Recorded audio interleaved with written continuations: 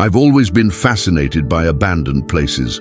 They hold forgotten stories, echoes of past lives that we can almost hear if we pay attention. This obsession led me to explore the old Ashwald railway line, disused for decades, but famous among urbex enthusiasts for its reports of unexplained phenomena.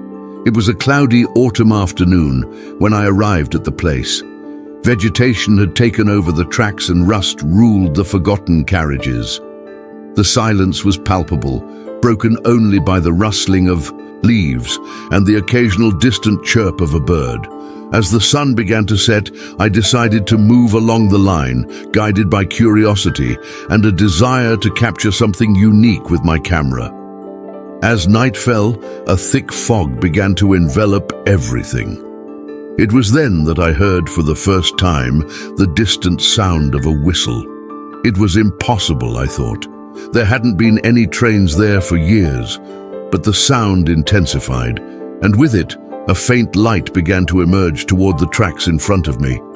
It was an electric locomotive, stopped as if awaiting a signal to leave. I approached, my heart beating at a frantic pace. The cabin was lit up, revealing its sole occupant, a man with a grotesque expression, sitting in a chair that looked more like an electrical torture device than a train seat. His eyes were open, glassy, fixed on something beyond the visible. Then the whistle sounded again, louder, more urgent. Lightning and sparks danced between the man's head and the metallic helmet that connected him to the chair. The noise of the short trams filled the air, mixing with the hum of the wind. Even though I was terrified, I couldn't move. Something about that macabre scene kept me there, trapped, unable to look away. The train began to move slowly, as if time itself resisted its departure. The man in the chair never blinked. His expression never changed, even as the locomotive picked up speed, disappearing into the fog along with the sound of its ominous departure. I returned, home that night, but the image of the man in the electric chair and the sound of the locomotive haunt my dreams. Something tells me there's more to that rail line than just abandoned tracks. And no matter how hard I try, I know that one day, curiosity will take me back to that endless night to meet the midnight locomotive. Since that night, the image of the electric locomotive and its macabre occupant has never left my mind. For days, I tried to convince myself that what I had seen was just a trick of light mixed with fog, or perhaps a hallucination caused by the isolation of that old railway line. But inside me, a voice whispered that there was something more, something real and terribly disturbing.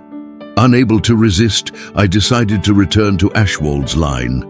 This time I took a better camera and an audio recorder, hoping to capture any evidence that might prove I wasn't crazy.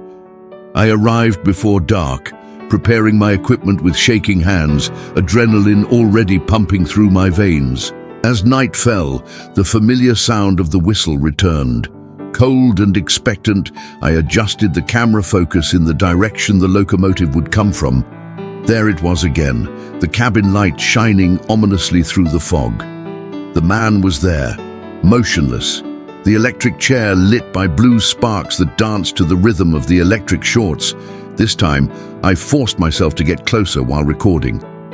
The whistle sounded again, louder, almost deafening, as if acknowledging my presence.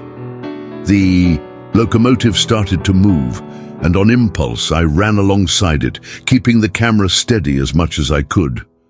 The man in the chair looked directly at me, his eyes conveying a message I couldn't understand. The train gained speed, and I couldn't keep up. I stopped, panting, watching as it disappeared into the darkness. The sound of the whistle faded until it became a distant echo. When everything calmed down, I reviewed the recordings. The image was clear, terrifying in its sharpness. The man, the sparks, the look, everything was captured. It wasn't a hallucination. I returned home with the tests, but also with more questions than answers.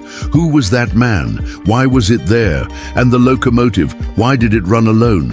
I knew I had to investigate further. I started by researching the history of the Ashwald railway line. I discovered that it was closed after a horrible disaster in the 1940s, where one train collided with another, causing multiple deaths. Among the dead was a criminal being, transported to execution. With each discovery, the story deepened, taking me on a dark journey through forgotten archives and ancient witness accounts. Something told me that I was just beginning to uncover the secrets of that railway line and the ghost locomotive that, for some reason, refused to leave the living alone. Amid anxiety and fascination, I decided to continue my investigation along Ashwald's old lines. This time, I brought more sophisticated equipment, including a night vision, camera and a directional microphone, determined to capture every nuance of this strange apparition.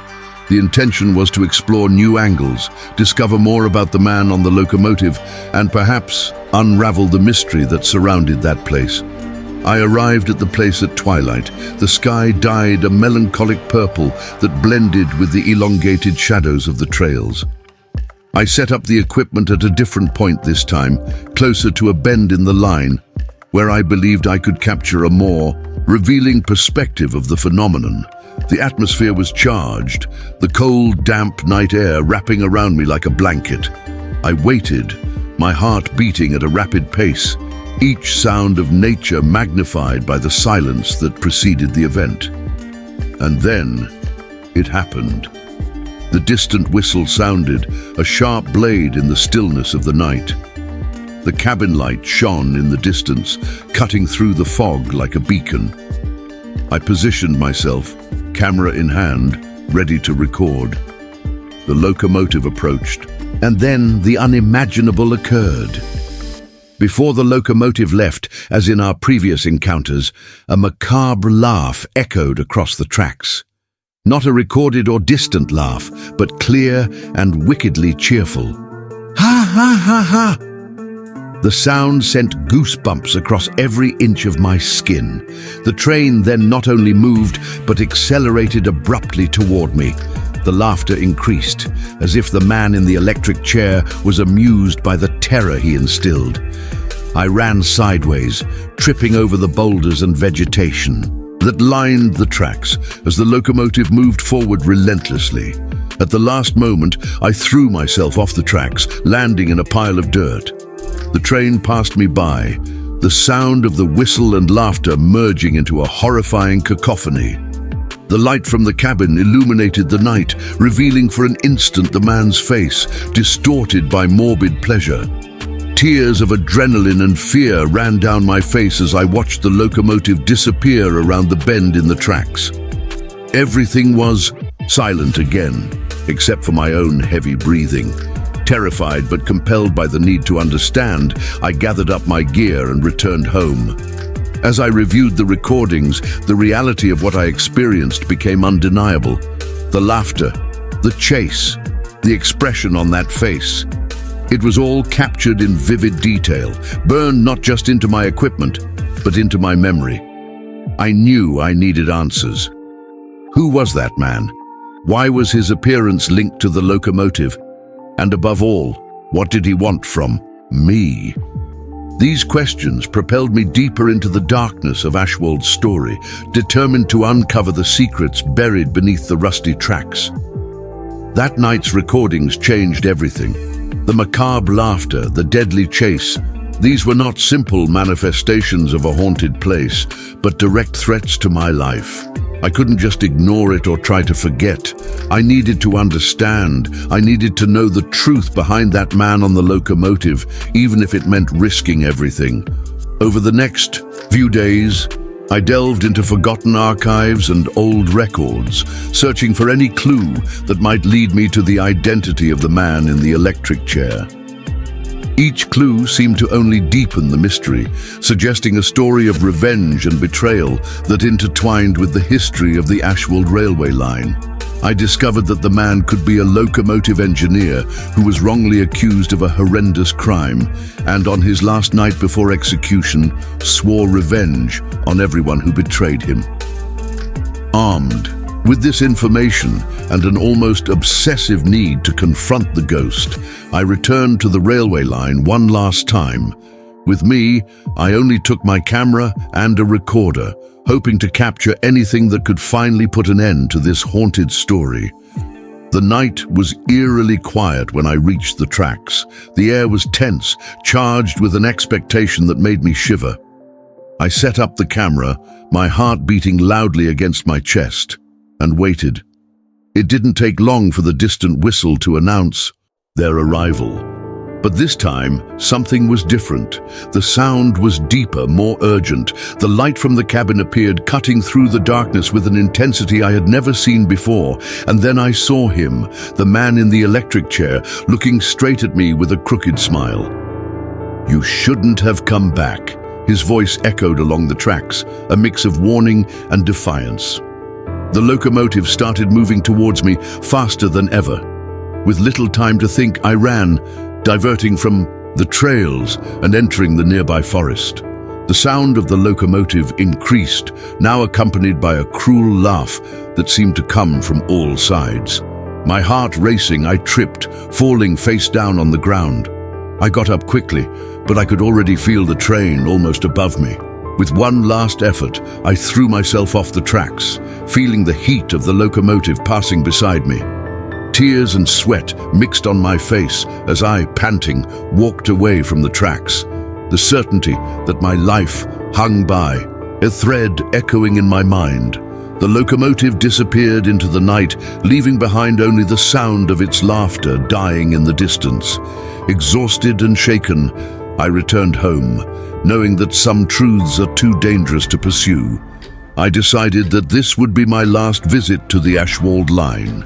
But the mystery remained, a dark shadow in my life, the constant reminder that there are things in this world best left to rest.